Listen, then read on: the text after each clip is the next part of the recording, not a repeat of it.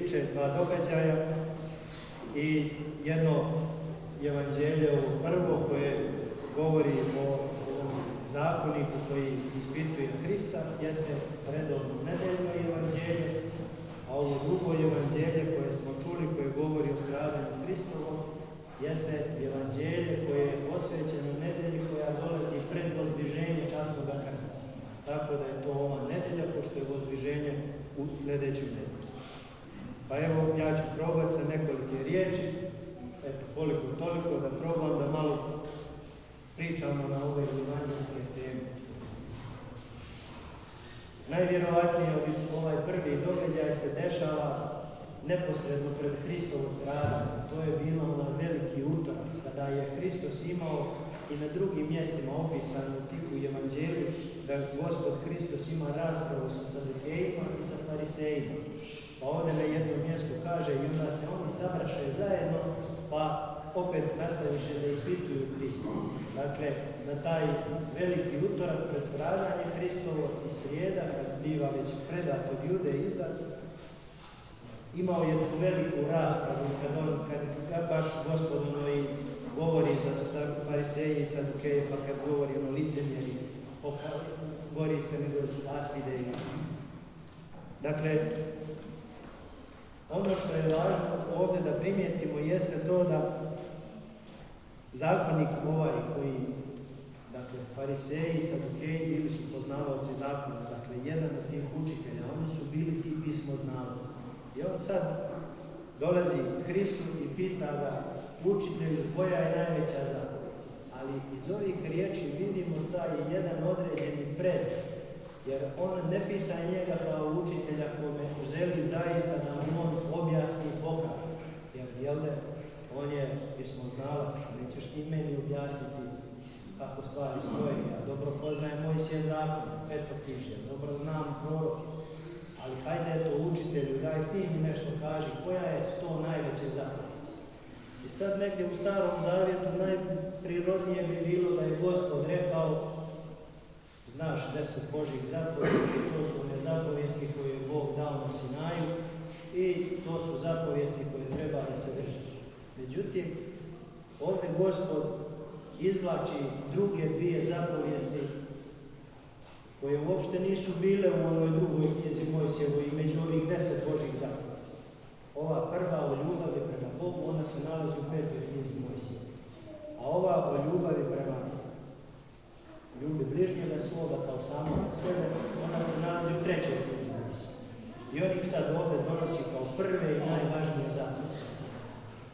A to su zapovijesti o ljubavi. Ljubi Boga svoga i ljubi bližnjega svoga. A Gospod ne govori samo da kaže ljubi Boga, nego ljubi Boga svoga, Gospoda svoga. Dakle, unosi taj jedan lični odnos, što nije bilo baš svojstveno u to vrijeme Jevrejima. A ljubi bližnjega svoga kao samoga sebe također postavlja u tu ravnu, kaže, ove dvije zapovijesti su potpuno iste i o njima vise u potpunosti zakon i proroci. Dakle, sve što je u Starom Zavjetu rečeno, to je ono što je u ove dvije zapovijesti. I ima tu, za razliku od Starog Zavjeta, ovdje kaže ljubi Boga svoga svim srcem svojim, svim umom svojim. To se tamo ne pominje umom svojim, već Gospod u ovome sad uznosi i na taj jedan duhovni nivo.